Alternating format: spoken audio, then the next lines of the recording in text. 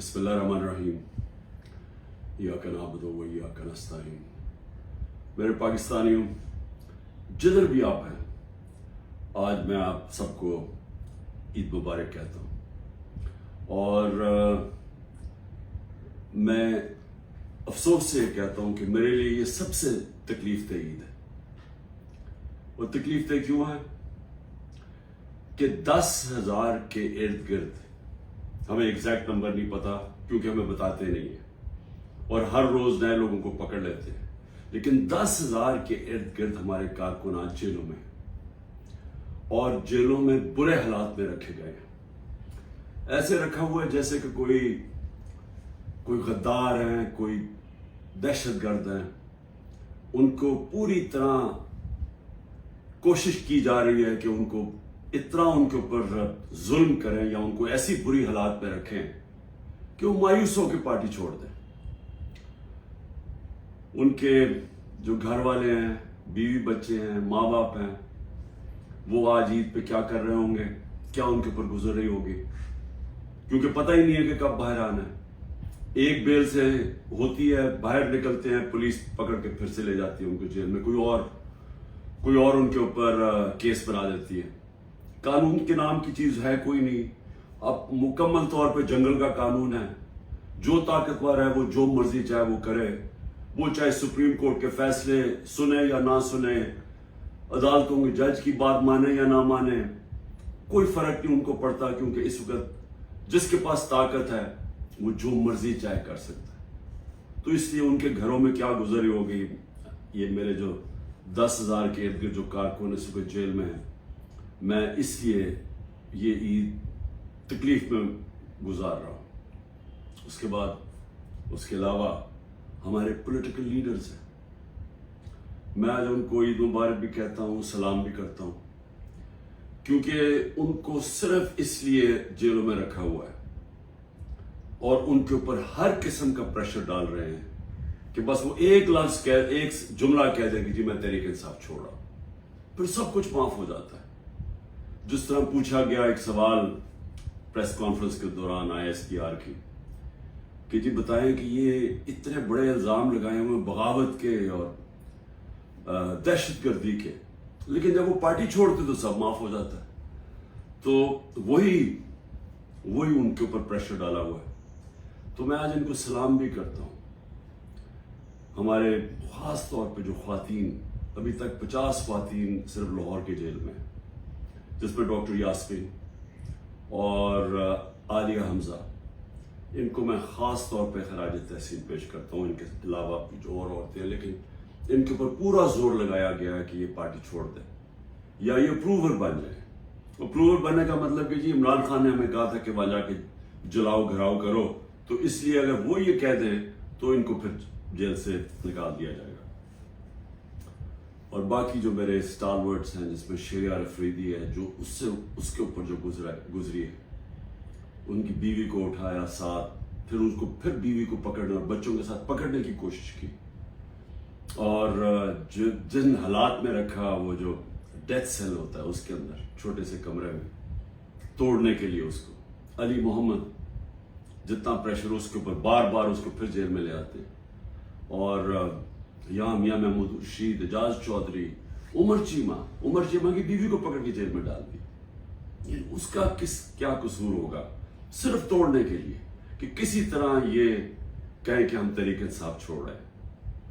اور میں جس طرح اپنے اور اسٹالورٹس ہیں، میں ان کو آج خاص طور پہ آج سلام کرتا ہوں، عید مبارک بھی کہتا ہوں۔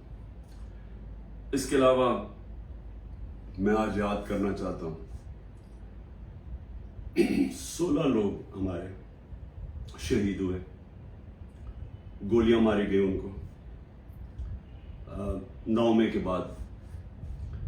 کوئی ان کی بات ہی نہیں کر رہا کہ 16 لوگ جو کنفرمڈ ہمارے پاس ہیں جن کی شہادتیں ہوئی ہیں، اس کے علاوہ 9 اور ہیں، لیکن ہم اس لیے کنفرم نہیں کر سکتے کہ ان کے جو گھر والے ہیں وہ چھپے ہوئے ہیں۔ یہ جو دہشت اور یہ جو خوف کی فضا بنائی ہوئی ہے وہ چھپے ہوئے ہیں، اور وہ کنفرم نہیں کرتے، بولتے بھی نہیں ہیں۔ 16 کا تو کنفرم ہے، 25 کو گولیاں لگی جس سے شہید ہوئے. اس کے علاوہ دو نوجوانوں کی ٹانگیں کٹ گئی اور ایک کے پیٹھ میں گولی لگی جس کی وجہ سے وہ پیرالائز ہو گیا, بیڈ ریڈن ہے مکمل طور پر. کوئی انویسٹیگیشن نہیں ہوئی, کوئی نام نہیں لیتا. بلڈنگ جلی, میں خود کہتا ہوں کہ ان کے جنہوں نے بلڈنگ جلائی ان کے خلاف ایکشن لینا چاہیے.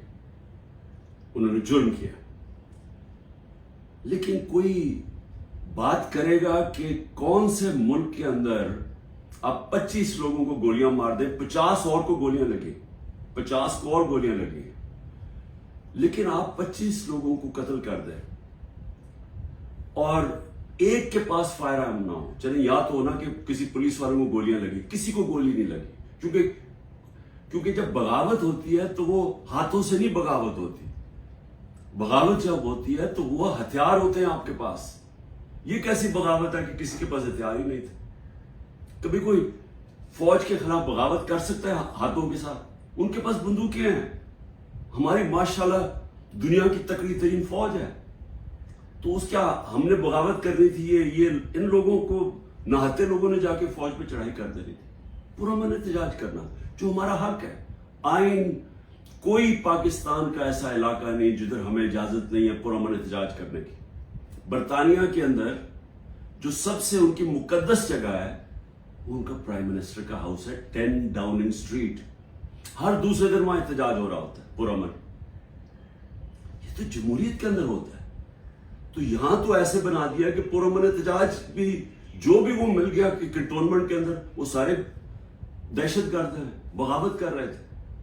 لیکن کسی نے ابھی تک نہیں, 40 دن ہو گئے ہیں, یہ نہیں پوچھا کہ یہ بھی پاکستانی تھے. جو 25 لوگ ہیں جن کی 16 کی کنفرمڈ شہادتیں, کوئی پوچھا نہیں. جو بےچارے 2 لوگوں کی زندگیاں ضائع ہو گئی, ان کی ٹانگیں چلی گئی, ایک جو پیرالائز ہو گیا, بستر میں ہو گیا, کسی نے نہیں پوچھا کہ ان کا قصور کیا تھا. اگر یہ پرامن احتجاج کر رہے تھے تو کیسے گولیاں ماری ان کو؟ کیا کسی کے پاس کوئی ہتھیار تھے؟ کسی کے پاس ہتھیار نہیں تھے. اور یہ المیہ ہے ہمارا کہ طاقتور جو فیصلہ کرتا ہے وہی ہوتا ہے. طاقتور نے فیصلہ کیا کہ جناب یہ بغاوت انہوں نے کیا ہے, ان کو مارو. کسی نے نہیں پوچھا کہ ایک مہذب معاشرے میں کیا دوسرے کو بھی وقت ملتا ہے اپنی صفائی پیش کرنے کا؟ پھر صحافیوں سے جو ہو رہا ہے, عمران ریاض غائب ہے, ابھی تک کوئی پتہ نہیں کدھر ہے. 40 دن ہو گئے, ان کے گھر میں بچے ہیں, بیوی ہے. وہ کیا اس کا کیا جرم تھا؟ کیا اس نے بھی بغاوت کی تھی؟ کیا وہ اپنا موقف ہی پیش کر رہا تھا نا؟ تو کون سی جمہوریت میں اس کی اجازت نہیں ہے؟ 4 بڑے بڑے صحافی ملک چھوڑ کے باہر چلے گئے. ایک نے ابھی اعلان کیا ہے, پرانا 50 سال پرانا صحافت کرتا ہے کہ جی میں اب سیاست پہ بات ہی نہیں کروں گا. تو یہ کیوں اتنا خوف ہے؟ کیوں اتنا خوف ہے کہ دوسرا موقف نہ پیش ہو جائے؟ کیوں میڈیا کے اوپر پورا کنٹرول کر لیا ہے کہ سارے میڈیا کا منہ بند کر دیا جائے اور صرف جو سرکاری ورژن ہے وہ صرف میڈیا پہ آئے؟ کیوں ڈر ہے؟ اگر آپ سچ اور حق پہ کھڑے ہیں تو بولیں تو دوسروں کو, آپ ثابت کریں. یہ جو سارے حربے استعمال کیے جا رہے ہیں اس کا صرف ایک مقصد ہے, تحریک انصاف کو ختم کرنا, ملک کی سب سے بڑی جماعت کو توڑنا. ڈرے ہوئے ہیں الیکشن سے. اور یہ کب سے شروع ہوا ہے؟ یہ جب سے رجیم چینج ہوئی ہے تب سے یہ پلان بنا ہوا ہے کہ عمران خان کو جنہوں نے ہٹایا انہوں نے اب دوبارہ واپس نہیں آنے دینا. اور ادھر سے دیکھ لیں 25 مئی کو جو انہوں نے کیا کبھی پاکستان کی تاریخ میں نہیں ہوا. اندر فیصلے, بند کمروں میں فیصلے ہو جی تو ممی ڈیڈی ہیں, یہ تو جی بغل کراؤڈ ہے, ان کو ایک تو آپ پھینٹا لگائیں گے اور یہ جو کریں گے تو یہ چپ کر کے پیچھے ہٹ جائیں گے. وہ نہیں ہوا. 30 بائی الیکشن جیت گیا 37 میں سے. اس کے بعد مجھے قتل کرنے کی کوشش کی. سب ایک ہی کڑی کا حصہ تھا کہ عمران خان کو اب نہیں آنے دینا. قتل کرنے کی کوشش کی, اللہ نے بچا لیا. اس کے بعد جیسے میں باہر نکلا, ابھی ٹھیک ہی ہوا تھا, 3 مہینے تو مجھے ٹھیک ہونے میں لگے. اس کے بعد جب میں ٹھیک ہو رہا ہوا گھر پہ حملہ کر دیا، 24 گھنٹے گھر پہ اٹیک کیا رینجرز اور پولیس نے۔ اس کے بعد مجھے 18 مارچ کو قتل کرنے کی کوشش کی جوڈیشل کمپلیکس، جدھر میں اپنی ضمانت کروانے جا رہا تھا۔ کیوں؟ صرف یہ کہ عمران خان نے اب الیکشن نہیں لڑنا، اس کو نہیں آنے دینا ہم نے پاور میں۔ پھر یہ جو ہوا ہے 9 مئی کو، اب یہ 9 مئی کی میں پھر سے کہتا ہوں تو انویسٹیگیشن تو ہو۔